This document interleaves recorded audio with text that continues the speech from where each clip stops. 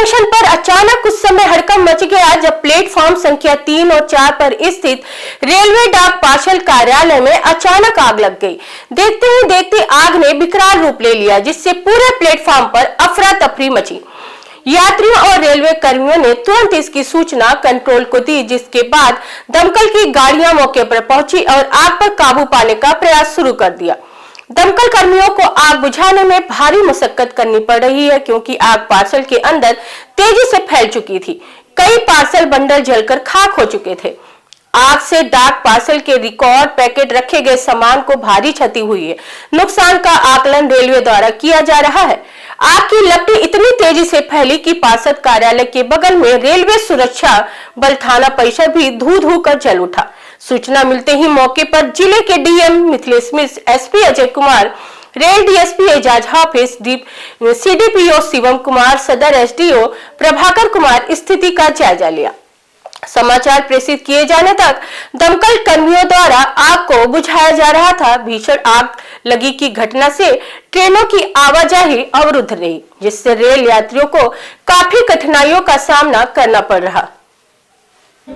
Railway station है और बहुत बड़ी आग लगी की घटना है, और उसमें सर कैसे घटना घटी सर? ये आज करीब 2:10-15 के आसपास जो है, ये जो क्यू रेलवे स्टेशन का पार्सल रूम है उसमें आग लगने की घटना हुई।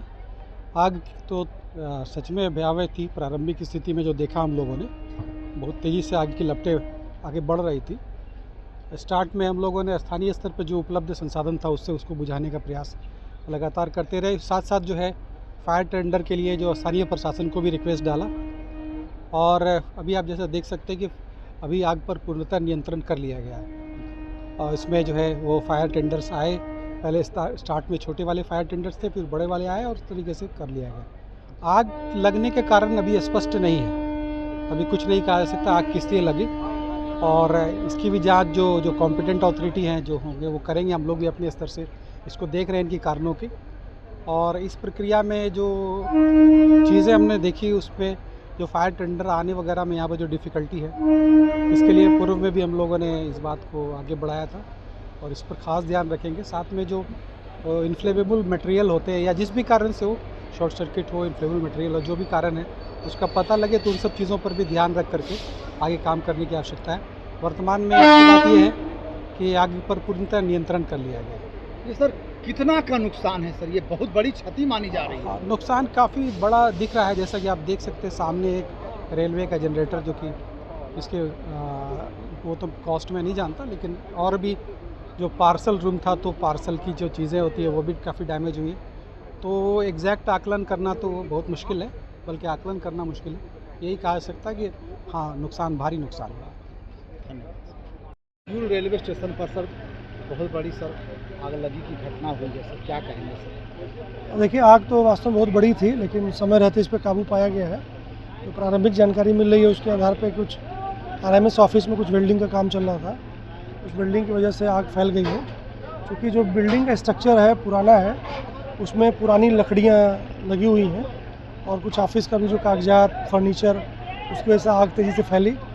और हम लोग को जैसे सूचना मिली तो स्टेशन पर सबसे बड़ा चैलेंज था कि गाड़ियाँ पहुँचेंगी कैसे, फायर वाली टेंडर जो गाड़ियाँ हैं प्लेटफॉर्म पे कैसे पहुँचेंगी ताकि समय रहते उस पर काबू पाया जाए। तो पहले छोटी गाड़ियाँ आ गई, छोटी गाड़ियों ने आग बुझाने की कोशिश की। जब तक छोटी गाड़ियाँ काम करती तो फिर बड़ी गाड़ी भी आ गई है।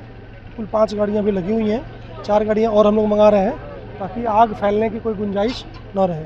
अभी चूँकि लकड़ियों में आग है, आग बुझ गई है, लेकिन उसकी जो जलन है, उसकी जो तपिश है वो अभी बची हुई है। अभी भी आप देख सकते हैं थोड़ा थोड़ा धुआं निकल रहा है।